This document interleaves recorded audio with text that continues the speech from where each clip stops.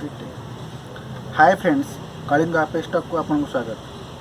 Basically मु बहुत question देखिले कलिंग पे स्टॉक्स रे जो माने वर्किंग प्रोफेशनल से माने बहुत क्वेश्चन करूछंती जे टाइम मैनेजमेंट केमती करबा, जॉब करके आमे केमती ओपीएससी प्रिपरेशन करबा और एल्स जॉब छाड़ी दे के आमे प्रिपरेशन करबा।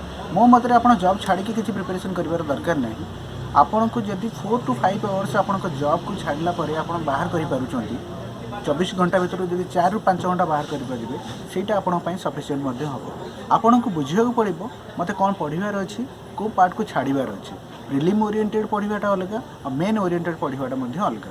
ପ୍ରିଲିମ୍ ଓରିଏଣ୍ଟେଡ଼ ଆପଣଙ୍କୁ ପଢ଼ିବା ପାଇଁ ଏଇଥିପାଇଁ ପଡ଼ିବ ଯେ ସପୋଜ୍ ମୋତେ ହିଷ୍ଟ୍ରି ଜିଓଗ୍ରାଫି ପଲିଟିର ବେସିକ୍ସ ପଢ଼ିବାର ଅଛି ଆଉ ସେଥିରେ ଅଳ୍ପ ଅଳ୍ପ କ୍ରିମ୍ ଫ୍ୟାକ୍ଟର ଯେଉଁ ଫ୍ୟାକ୍ଟର ଗୁଡ଼ାକ ମୋତେ ଏକ୍ଜାମ୍ରେ ଆସୁଛି ପ୍ରତିବର୍ଷ ସେଇ ଫ୍ୟାକ୍ଟର ଗୁଡ଼ାକ ଆପଣ କଭର୍ ଅପ୍ କରିଦିଅନ୍ତୁ, ଆପଣଙ୍କର ପ୍ରିଲିମ୍ ସେତିକିରେ କ୍ଲିୟର୍ ହେଇଯିବ।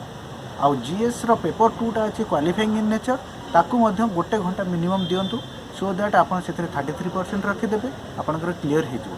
आउ फोकस करूँ लास्ट 6 मंथ जिते करेन्ट अफेयर्स अच्छी नेशनल इंटरनेशनल स्पोर्ट्स इवेंट जहाँ घटी आपड़ मन रखु कारण से 25% ऑफ क्वेश्चन आपन को मिल आपन को क्वालिफाई करने गोटे इजी हम। आप जो भावुं जॉब छाड़ी केमी मैनेज कर जॉब छाड़ा किसी दरकार नहीं कारण ओपीएससी आप जो ये कभर अप करेंगे आपन को जॉब छाड़ार किसी आवश्यकता पड़ो। आपन को जो मेन प्रिपेरेसन करा पड़ो आप मन रखु प्रतिदिन मिनिमम 2 घंटा किसी ना कि लिखा प्रैक्टिस करूँ। जीएस पेपर 1 हो पेपर 2 हो बा ऑप्शनल पेपर हो आपन वाइजली ऑप्शनल चूज करूँ। आउ ऑप्शनल जो ऑप्शनल आपन को लगुच मत ये अल्प एफर्ट देले क्लीयर कर पारि ताहले से भाई ऑप्शनल चूज करूँ। आपड़ क्या कथार मोटिवेट होती किसी करवा दरकार नहीं आप खाली फोकस करूँ।